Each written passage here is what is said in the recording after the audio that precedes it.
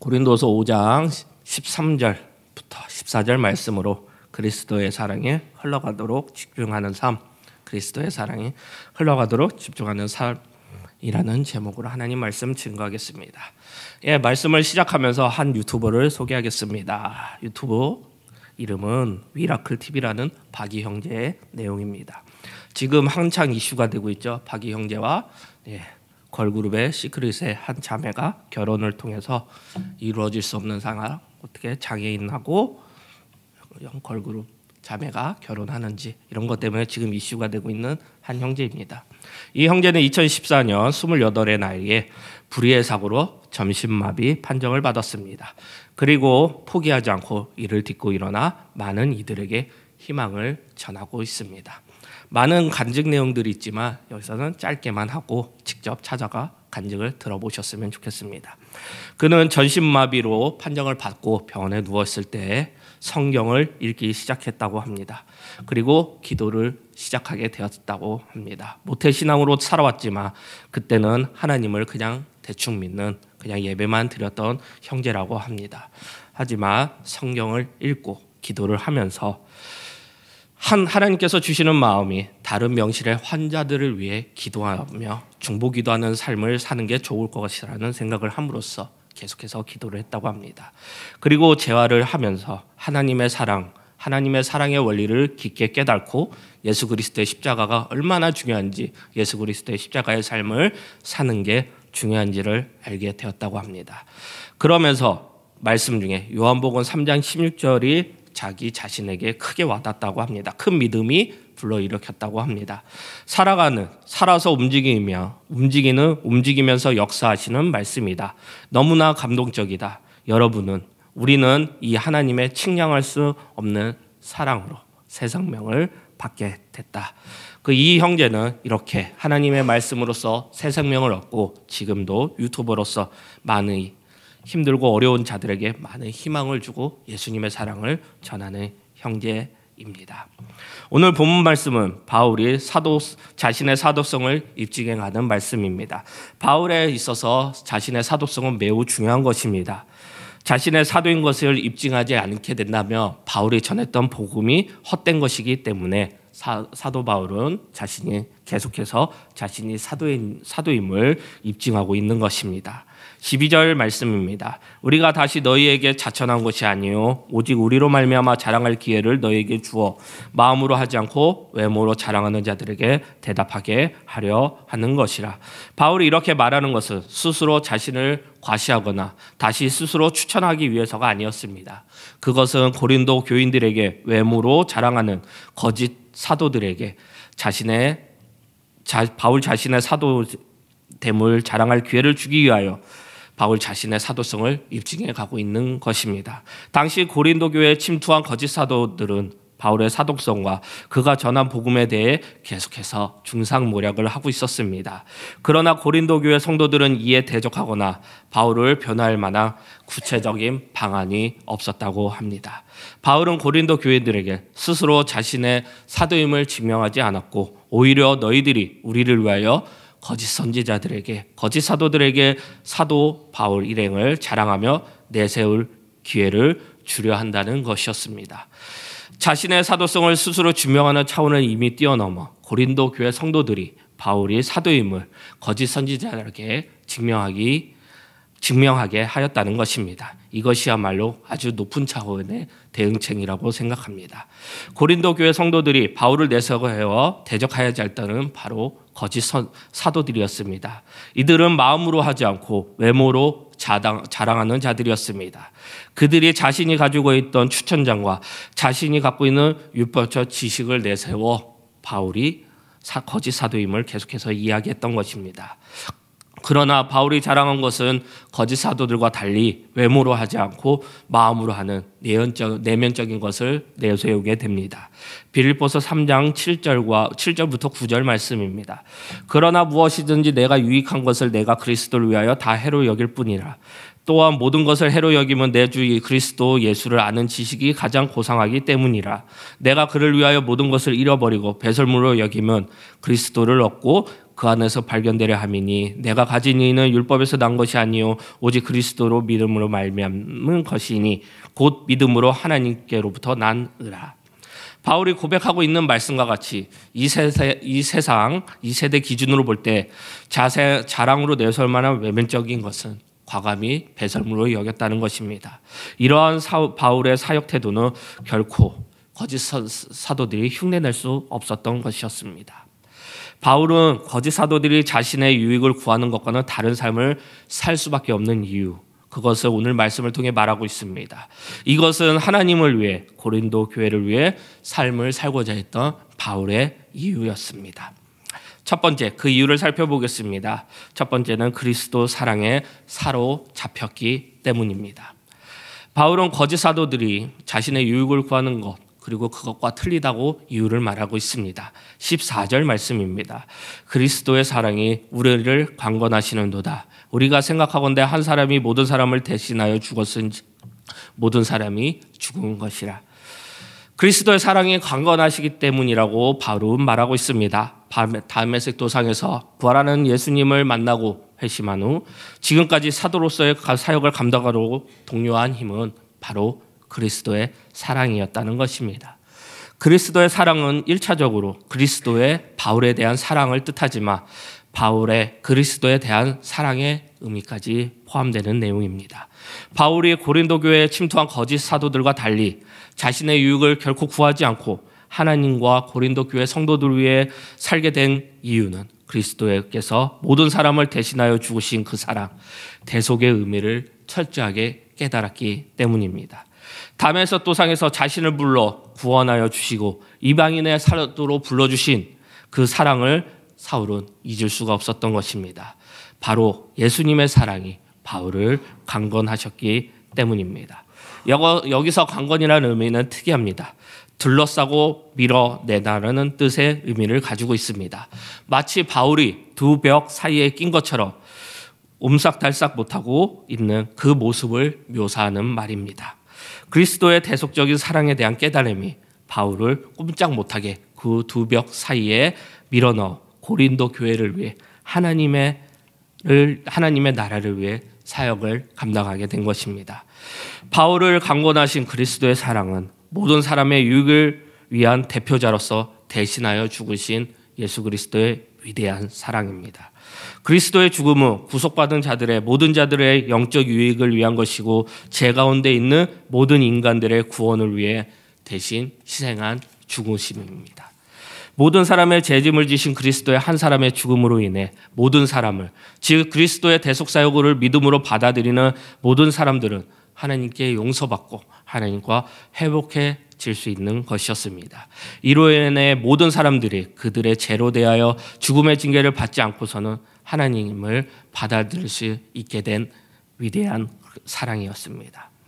바울은 어떤 삶을 살았습니까? 그가 살았던 삶은 그저 그렇게 살 수 있는 삶이 아니었습니다. 바울이 고린도후서에서 자신의 사역을 묘사하는 말씀들이 있습니다.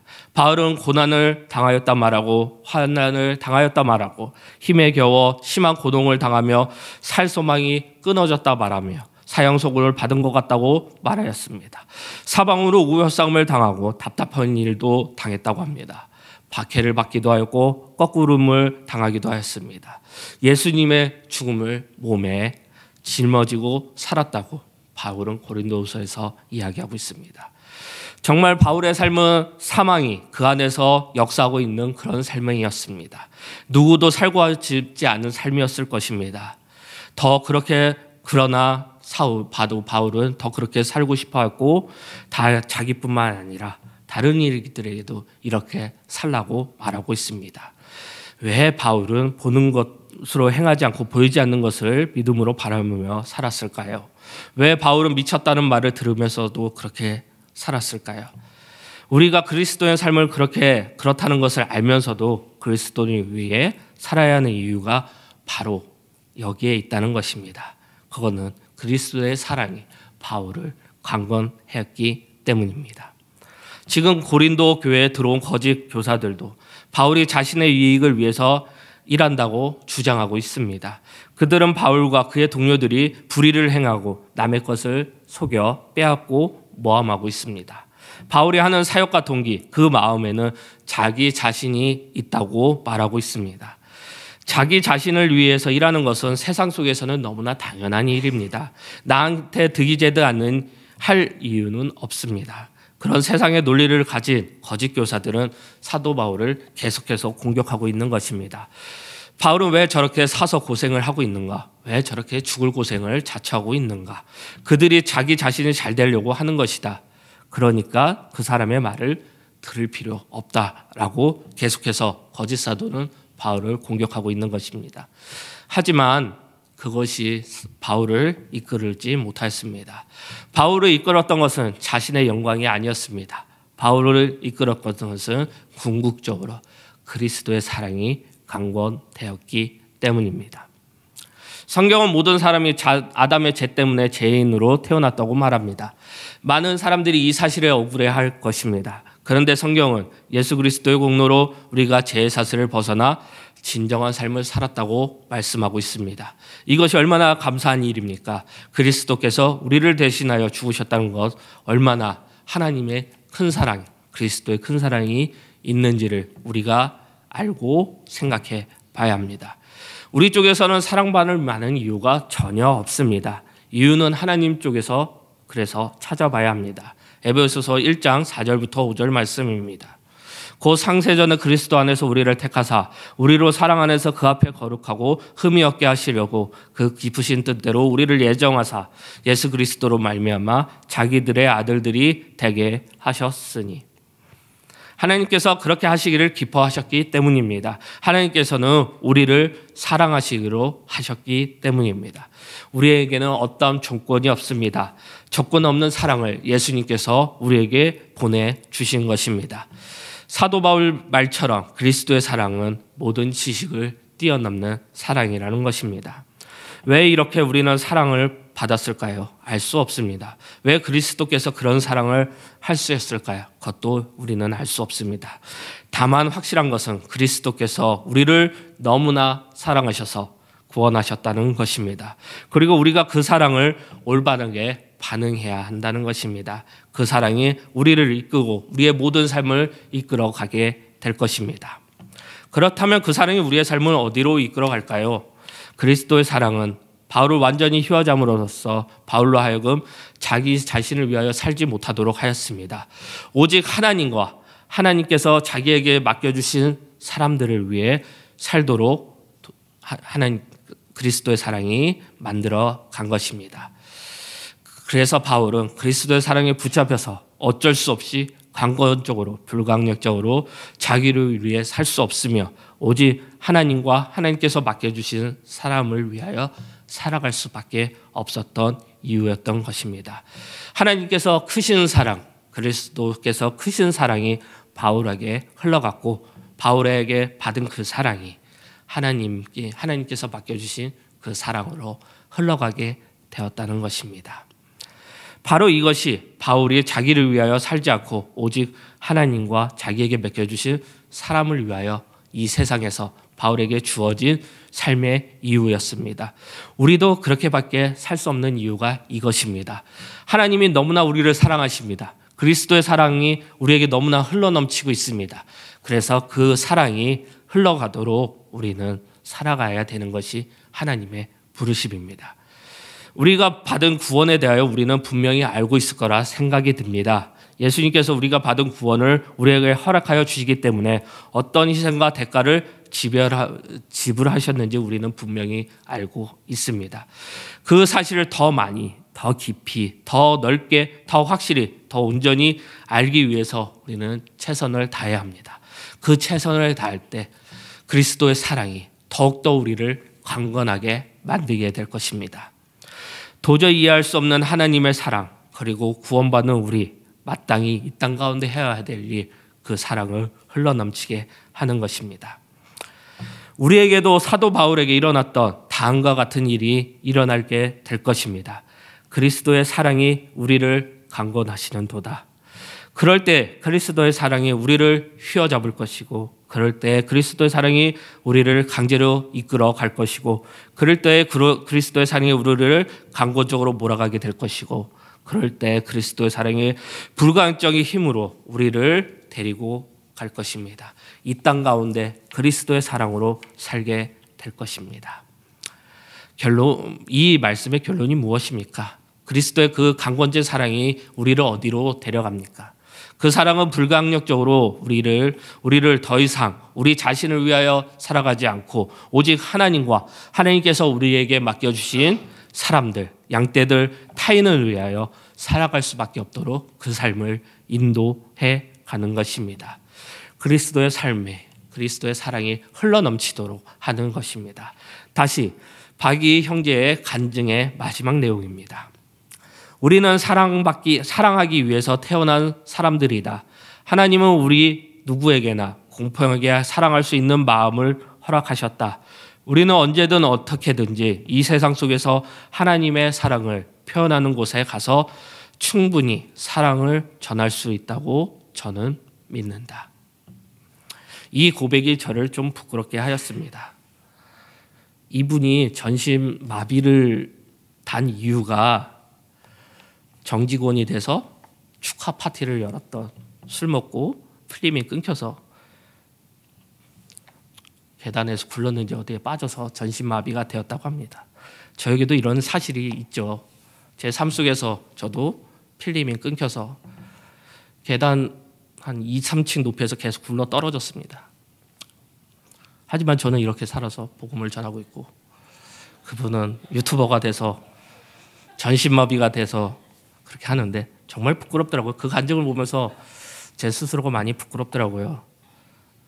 내가 전신마비를 받았으면 그렇게 하였을까. 하여튼 그래서 더욱더 이 형제의 그 간증이 저한테 더 오지 않았나. 같은 상황 속에서 나는 하나님의 은혜 가운데 이렇게 다친 데 없이 이렇게 했지만 그분은 전신마비가 돼서 이렇게 많은 사람들에게 꿈과 희망 그리고 그리스도의 사랑을 전하는 사람이 되었다는 것입니다. 만약 우리에게 이런 일이 일어나서 우리도 바울처럼 자기 자신을 위하여 살지 않고 오직 하나님과 하나님께서 맡겨주신 사람들을 그리고 타인을 위하여 사는 사람들을 하나님께서 원하신다는 것입니다. 그리고 그 삶이 얼마나 기쁜 삶을 우리에게 주는지, 그리고 큰 행복을 주는지, 그리고 우리 그 삶이 얼마나 유익하고 가치 있는 삶인지 한번 맛보시기 바랍니다. 사도 바울은 그리스도의 사랑에 강건했기 때문에 그 사랑을 흘러가도록 하였습니다. 그렇게 살아가도록 한 이유, 그리스도의 사랑이 그를 샌드위치처럼 계속해서 누르고 압박하였기 때문입니다. 두 번째 이유입니다. 다른 삶을 살 수밖에 없던 이유, 그리고 하나님과 고린도 교회의 인을 살던 이유 두 번째는 본질에 집중했기 때문입니다. 13절 말씀입니다. 우리가 만일 미쳤어도 하나님을 위한 것이요 정신이 온전하였어도 너희를 위한 것이니. 거짓 사도들은 바울을 향해 미쳤다고 비난하였습니다. 그들은 바울의 정신이 균형이 상실되었고 광적이며 뭘 지각하다고 주장하며 극단적인 광증에 시달린 사람으로 평가하였습니다. 바울이 다메섹 도상에서 부활의 예수님을 만났다는 고백을 비웃을 수밖에 없었습니다. 바울이 선교비도 받지 않고 온갖 고단을 박으며 복음을 위해 수고하는 것은 미친 사람이라고 몰아쳤던 것이었습니다.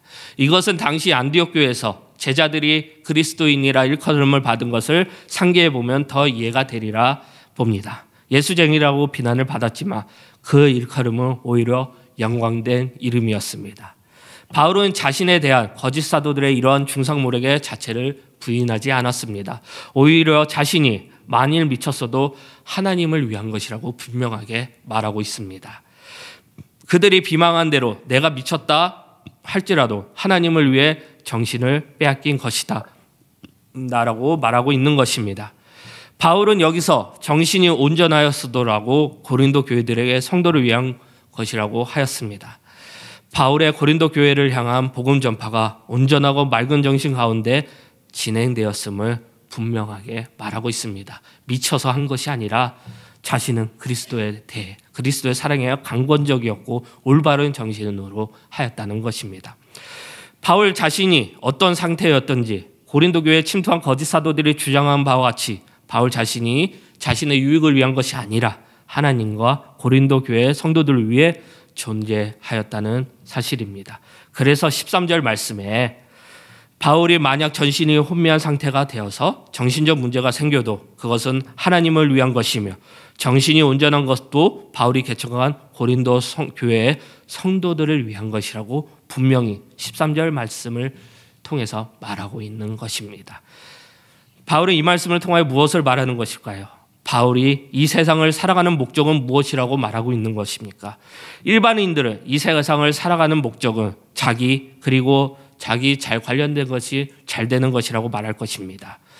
왜냐하면 모든 사람들에게는 타락한 본성이 있기 때문입니다. 이기심이라는 그 본성, 그것 때문에 자기 자신을 위해 살아간다는 것입니다. 하지만 바울은 그렇게 살지 않았습니다. 바울은 정신이 온전한 것과 온전하는 것, 못하는 것을 예로 들어 말하면서 자기가 잘 되든지 잘못되는지 거기에는 별 관심이 없었습니다. 자신이 이 세상에 살아가는 목적은 자기가 이 세상에서 잘 되는 것이 아니라 오직 하나님께서 그리고 하나님께서 맡겨주신 고린도 교회와 자기 제자들을 위한 것이라고 말하고 있습니다. 바울은 항상 그 생각으로 이 세상을 사역을 했다는 것입니다. 우리에게도 똑같습니다. 우리를 위해서 사는 것이 아니라 하나님께서 우리에게 주어진 사명, 부르심, 그리고 우리에게 맡겨주신 양떼들을 위해 살아가는 것, 그것이 사도 바울이 살았던 삶, 우리에게 주어진 삶일 것입니다. 바울과 일반적인 우리의 차이점입니다. 우리는 우리가 잘 되는 것이 우리에게 유익한 줄 알고 있습니다. 우리에 관련된 모든 것이 잘 되기 위하여 어떤 무한한 노력을 하고 있습니다. 그러나 바울은 그렇게 하지 않았다는 것입니다. 바울은 우리와 생각과 가치관이 달랐습니다. 바울은 자기 자신이 유익한 것이 아니라 하나님과 하나님께서 맡겨주신 사람들을 위해 헌신하며 사역하며 그리스도의 사랑을 흘러나게 했던 것이었습니다. 레오나드 스위트의 나를 미치게 하는 예수라는 책이 있습니다. 예수님께서 미치는 것이 얼마나 중요한지를 말해주는 책입니다. 이거는 어떤 당일을 얘기하는 것이 아니라 예수님께서 사로잡힌 사람들의 모습을 묘사한 책이었습니다. 예수님을 믿는다는 것이 이러한 생각을 하게 되는 책이었습니다. 나를 미치게 하는 예수, 그것은 나의 이익을 위한 것이 아니라 사도 바울처럼 하나님과 하나님의 나라와 하나님이 우리에게 맡겨주신 사명과 우리에게 맡겨주신 양떼를 위한 삶이라는 것입니다. 우리의 주변에 많은 사람들을 보시기 바랍니다. 무기력한 정신 상태에 있는 사람들이 얼마나 많습니까? 겉으로는 다 정상적으로 보이지만 모든 것이 무력해하는 사람들이 있습니다.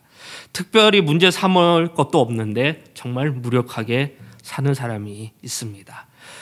바리새인이 그렇지 않습니까? 모든 것이 다 정상이고 하자가 없고 흠잡을 것이 없는 사람입니다. 근데 그 사람들은 무기력합니다. 하나님의 마음을 합하지 못한 인생, 하나님의 기쁨이 되지 못한 인생을 사는 바리새인들이었습니다. 우리가 그렇지 않습니까? 왜 그런지 아십니까? 그리스도인에게 사로잡히는 그리고 그리스도의 사랑이 우리에게 없기 때문입니다. 그렇기 때문에 우리에게 열정이 없는 것이고 우리가 무기력하게 사는 것입니다. 우리가 하나님의 말씀 안에서 시작하였지만 오늘 이 시간 그리스도의 사랑이 우리의 삶에 휘몰아쳐 예수님의 미치는 감격적인 사역과 사랑을 맛보시기를 바랍니다. 그렇게 되었을 때 나타나는 현상이 무엇인지 아십니까? 바로 집중하는 것입니다. 단순하게 집중하는 것입니다. 참 이상한 세대를 살고 있는 것입니다. 복잡한 것은 잘합니다. 그러나 단순한 것은 이해를 못합니다. 예를 들어 우리가 교회 문제를 분석하라고 하면 아마 모든 사람이 다 잘할 것입니다.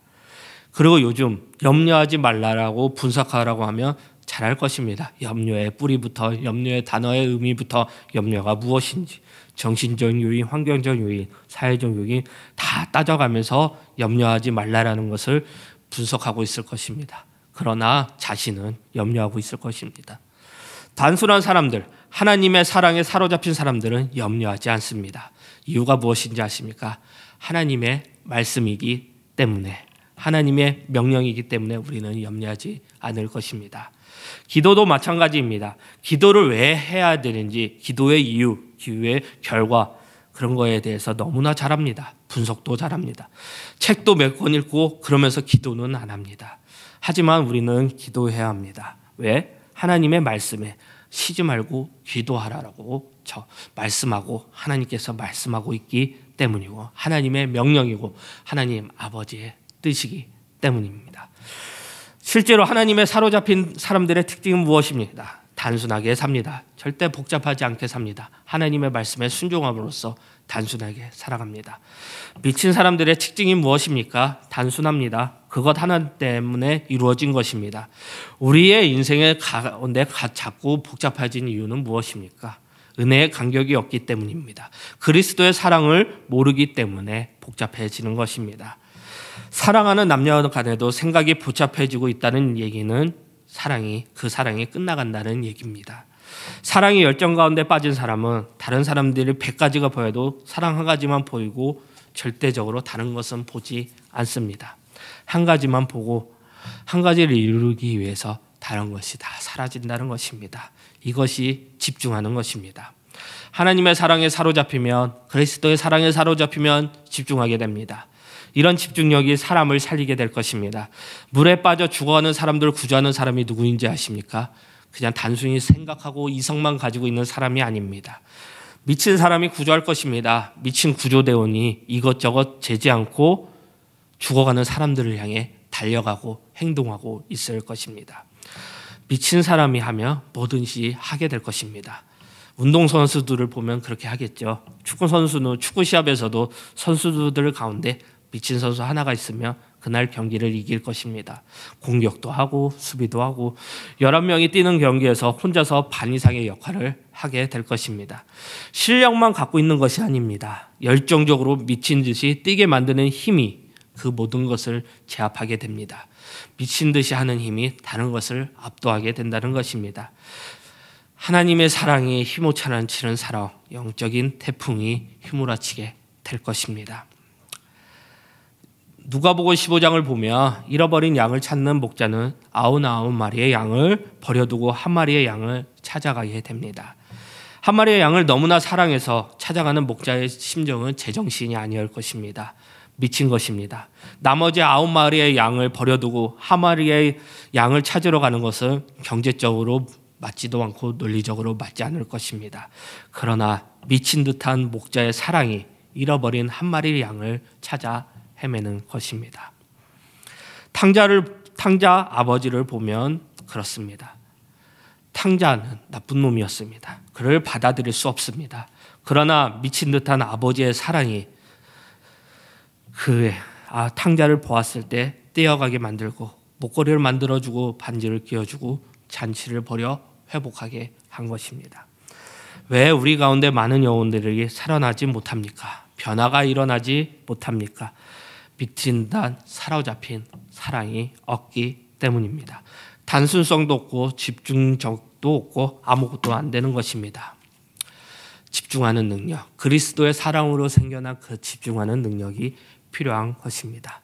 이것을 보여주는 예가 있었습니다. 극한직업이라는 예입니다. 다른 것보다 멘트가 하나 있죠. 극한직업에 나오는 주인공들은 마약반 형사들입니다. 그들은 해체 위기에 놓여 있었죠. 그리고 잠복 공부를 합니다.